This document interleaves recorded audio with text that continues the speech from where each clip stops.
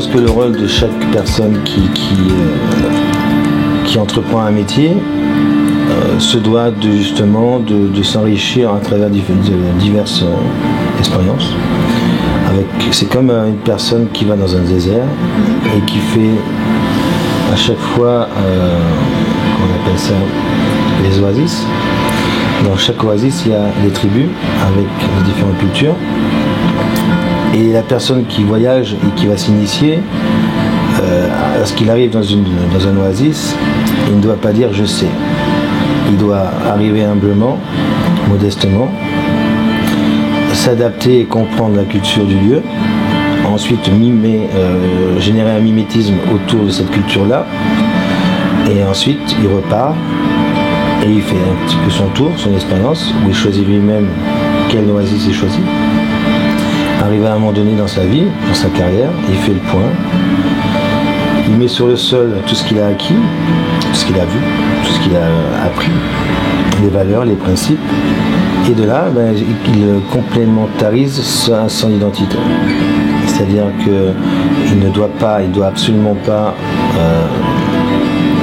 se dire je vais être comme cette personne-là, faire un copier-coller. Il doit simplement s'imprégner de certaines choses pour compléter justement cette identité et la finalité, être intègre vis-à-vis de lui-même et créer sa propre identité culinaire. Bien sûr.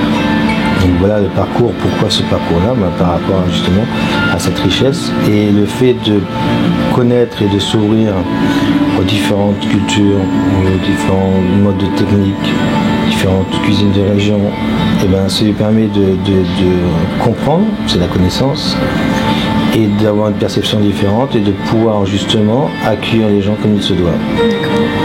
Mais justement, votre manière de raconter les choses de manière très narrative, je trouve que, en me penchant aussi sur votre parcours, j'ai vu votre poésie culinaire, toute votre passion pour l'art de manière générale. Je pense que c'est quelque chose que vous avez à la naissance. Vous avez comme une femme qui a ce besoin, cet appel des tripes, du fond d'elle-même pour avoir un enfant, c'est la même chose. Vous avez ce genre de choses quand vous êtes enfant, vous n'arrivez pas à l'analyser, vous n'allez pas à le comprendre, vous avez des énergies, des pulsions, mais vous ne comprenez pas, vous ne les définissez pas. Et au fil du temps, en grandissant, vous arrivez à poser des mots, à poser des émotions, et vous commencez à comprendre le pourquoi de votre démarche. D'accord. Après, il n'y a pas de personnes qui ont été déclencheurs, il n'y a pas de personne déclencheur. C'est simplement une écoute de soi-même et puis comment vous dire ça?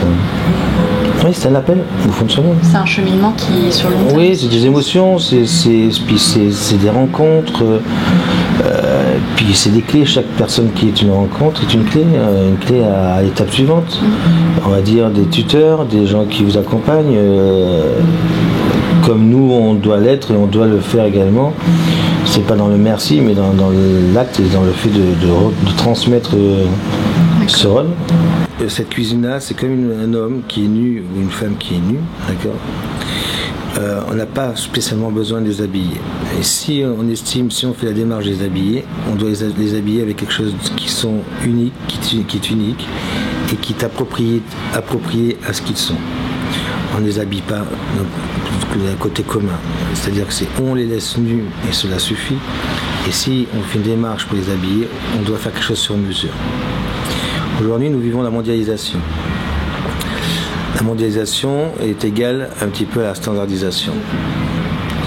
La mondialisation n'est pas négative, c'est une ouverture culturelle, c'est ce qui permet justement à la civilisation actuelle de mieux comprendre et de mieux recevoir. Parce que le fait de ne pas comprendre, ça frustre et ça génère une peur, l'agressivité et tout ce qui va avec. Enfin, l'histoire l'explique déjà, enfin, je veux dire, on le raconte. Donc la mondialisation n'est pas négative en soi. La seule chose qu'il faut voir et ce qu'il faut comprendre, c'est ne pas perdre son identité. C'est maintenir les différences culturelles. Voilà. Et l'ouverture à la culture ne doit pas générer une standardisation. Au contraire, elle doit accentuer et approfondir justement l'identité individuelle de chaque lieu, de chaque région, de chaque pays.